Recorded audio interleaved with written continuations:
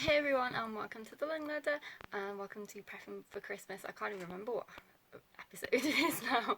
I think this is the last video. I think maybe there were 4 before.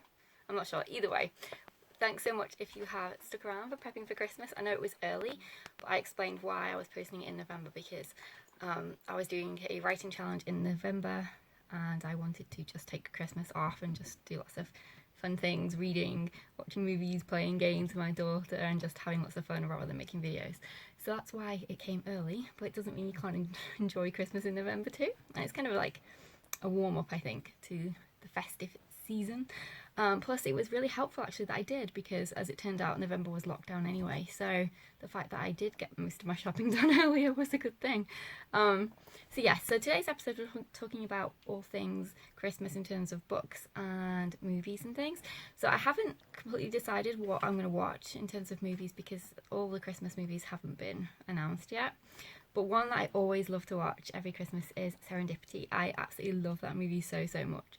I actually went to the restaurant that's in that movie when I was in New York, and it was so fun to sit there and think, wow, this is where they filmed the movie, and have that amazing chocolate milkshake that they have. And I had chicken pot pie as well. That was prior to being vegetarian. I had chicken pot pie. It's just such an amazing experience doing that. One thing I will say though for New York, and it's not just New York but America in general, is why do you put marshmallows in potatoes? It's disgusting. I'll never forget going out for a meal one night. This is completely off topic, but going out for a meal one night and ordering, I can't remember what I ordered, but anyway, they served it with a side of sweet potato and they put marshmallows in it, and I think that is quite, let me know, is that a traditional Christmas dish that you have marshmallows in sweet potato? But no, marshmallows, yum, delicious. Sweet potato, okay. Not the greatest fan, but you know, it's healthy. Together, no! It's like the whole peanut butter and jelly. I know it's jam to us, but jelly sandwich, oh my goodness, no. Put them in separate jars. It's disgusting. Don't get me wrong, I have the biggest sweet tooth. I adore chocolate so much.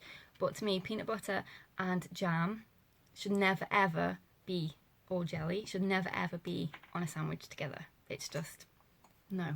Monsters! I'm just joking. Do not do it. I really tried to embrace it. I remember when we were in the Florida water parks, they always have those Uncrustable things with peanut butter and jelly on. No, it's disgusting. It's vile. No. Anyway, back to my point. So I love that movie. As I said, I don't know what else I'm going to be watching, but I tend to watch quite a lot of movies on Netflix, but then I also love the traditional movies. I love Die Hard, number two, not the first one, number 2. And I know it's not a Christmas movie, but it's snowing, and to me, Christmas is snow, even though we never have it here. I don't think I've ever had Christmas where it snowed. We've had it January, but never Christmas. So yeah, Die Hard 2, I always love watching that at Christmas time. My mum loved watching romance movies and those true story type videos, and because of that, I really like those ones as well. And a lot of those were Christmas themed, so you get the true story of something terrible happened to someone at Christmas and how they were saved. And I'm a glutton for anything like that with the tissues. I love like romance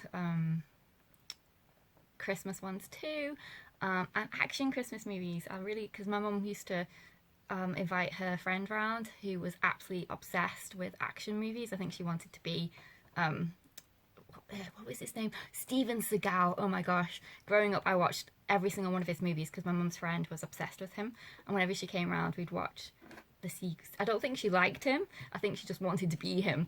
Steven Seagal. So I watched all of those movies. So yeah, I actually do like action movies, which is unusual. But yeah, good Christmas romances. Yeah, Serendipity, great. I'll show you the books that I'm going to read this Christmas. Because I'm doing a writing challenge in November, I'm currently reading 2. Will cross over that absolutely have nothing to do with Christmas, but I want to get those finished, so I will be reading those. It's Jennifer L Armentrout, her latest one. I think it's called The Darkest Star, or is that the one before it? I can't remember. It's nothing to do with Christmas, but I'm reading that. I still am ploughing my way through the Outlander series. They're tomes, they're huge books. So that's going to take me a while, but that's fine because she hasn't finished the last one, so I've got plenty of time. But yes, I'll show you. I've got a couple on my shelf, I think, in paperback version, but most of them with Christmas books are on Kindle because I tend to download any Christmas books that I see that are free, rather than buying them, because it's not really, in terms of books, it's not really a genre that's appealing to me as much as other things, so I don't tend to buy them, only occasionally if they're really cheap. But I do have quite a few on my Kindle, so I'll show you what I'm thinking of reading this year, and I'll see you in my next video. Take care. Okay, so the three two are hardback, paperback and hardback books. If you can hear noise, it's Shadow. She's playing with one of those little bottle cap things from Pouches. She loves them. So the three ones that I have in physical form, I've got The Christmas Lights by Karen Swan, and this is, I should have turned the light on actually. This is about a couple who are social media, I guess you could say, influencers, and they get to travel to all these different places and experience, you know, everything for free. And so it's talking about their relationship. So they've got millions of fans. They're booked to spend Christmas in the Norwegian fjords. They set up home in a remote farm owned by these farmers, and it's, as it says, this is what interested me the most. Every new post, the perfect life Zach and Beau are portraying is diverging from the truth, and I think that is so common in social media, so I thought that would be really interesting. And then it's also a split, so then it goes back to June 1936, and 14-year-old girl is 14-year-old girl is sent with her sister to work as milkmaids. And then it says, from the safety of their families, danger begins to lurk in friendly faces. So that kind of sounds interesting. So yeah, so it's like a two-parter. Okay, and again, this isn't a Christmas book, but they do celebrate Christmas in it. This is the Court of Frost and Starlight by Sarah J. Maas series. It's the Court of Thorn and Roses series. I adore this series so much. I think I've read this series 3 times, and they are quite hefty books. She's a fantasy writer, and I just love her books so much. I love her characters. That's what gets me. I adore her characters. They're so diverse and so representative of society. I just can't help but fall in love with them all. They're just amazing. So yeah, I love this series, and in this particular book there is the festive vibe. It's snowing, and they do actually celebrate Christmas on one of the days too. So yeah, and also the best thing ever, in January, she's releasing the next book in a series. I think it's been 2 years since the last one she released, I think. I'm sure this was 2 years ago. Does it even say? But yeah, I'm sure it's been 2 years, and this is a spin-off. Well, it's not necessarily a spin-off, but two of the characters that appear in it have their own book, Cassian and Nesta, and I can't wait. Nesta is just a complete bitch, but she has an amazing personality and character, and I think there's so much more to learn about Nesta.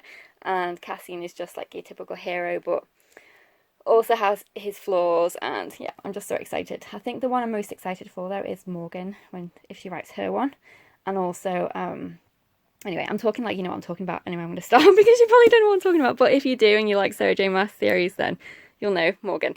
Okay, so I'm excited for hers. But anyway, that is also on my list. And then this one is actually a Rumpelstiltskin retelling, but the cover just makes me feel Christmassy, so I definitely want to pick up this one, either Christmas time or in January.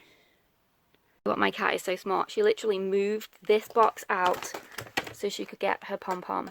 There were 2 not her pom-pom, her little book pouch cap that she's now wandered off with. Straws, pom-poms and caps. She's obsessed with them. She carries it around in her mouth like a dog. It's hilarious. So that's one of the ones I'm currently reading. It's The Brightest Night, not The Brightest Star. I think that's the second one of The Darkest Star. I don't know. They're all the brightest or darkest something in this series. That's why it's really hard to get them confused. But I was just looking at my Kindle, and I need to download some new Christmas books because I think I had to delete some at some point because I'd run out of space. So I don't really have much on there at the moment, but I am a member of BookBub, and they normally release tons of Christmas freebies over the festive period, and then I'll just go on to Amazon and I'll put Christmas books in and then change the default to free, and then just pick up any of those that I find interesting, just like easy light reads that are just fun. So that's everything in my series. I hope you enjoyed it. Take care, and I'll see you in January. Well, you'll keep seeing me, but this is the last video I'm filming until January, so take care. Unless, oh no, it's not actually, there's another one. I've already filmed it though, but this is the actual last video that I'm filming until January. So yeah, have a lovely Christmas, and I will see you in the new year. Take care. Bye for now.